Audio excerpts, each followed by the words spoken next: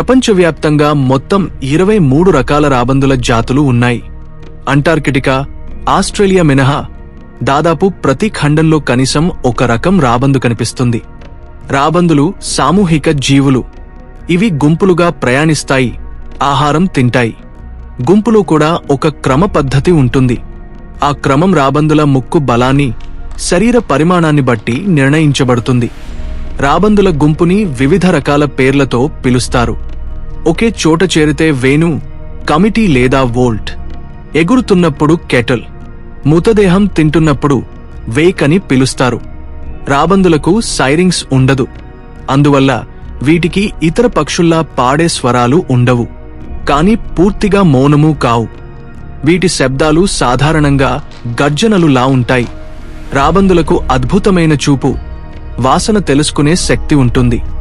ఇవి 1 మైలు దూరంలో ఉన్న మృతదేహాన్ని గుర్తించగలవు. అందువల్ల పెద్ద పెద్ద ప్రాంతాలను గగనంలో తిరుగుతూ ఆహారం కోసం వెతుకుతుంటాయి. వీటి శక్తివంతమైన రెక్కల సహాయంతో ఎత్తుగా ఎగరగలవు. గాలి సుడులుపైకి ఎగురుతున్నప్పుడు వీటిని ఉపయోగించి చాలా సౌకర్యంగా పైకి లేచేస్తాయి. చాలామంది రాబందులు చుట్టూ తిరుగుతూ ఎగురుతుంటే మరణిస్తున్న జంతువును గమనిస్తున్నాయి అని అనుకుంటారు. కానీ అది నిజం కాదు. అవి కేవలం గాలి సుడులను ఉపయోగించుకుంటూ పైకి ఎగురుతున్నాయి. ఇవి ఎక్కువగా మృతదేహాల మాంసమే తింటాయి. తాజా మాంసం ఇష్టమైనప్పటికీ ఇతర జంతువులు తినలేని పాడైపోయిన మాంసాన్ని తింటాయి. అంతేకాదు, ఎముకలే వీటి ఆహారంలో 70% నుండి 90% వరకు ఉంటాయి. వీటి కడుపులో ఉండే ఆమ్లం ఇతర జంతువుల కంటే చాలా బలంగా కరిగించే శక్తి ఎక్కువగా ఉంటుంది.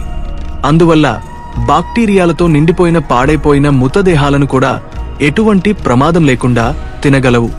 ఈ ప్రత్యేకత వల్లనే రాబందులు ప్రకృతిలో కీలక పాత్ర పోషిస్తాయి.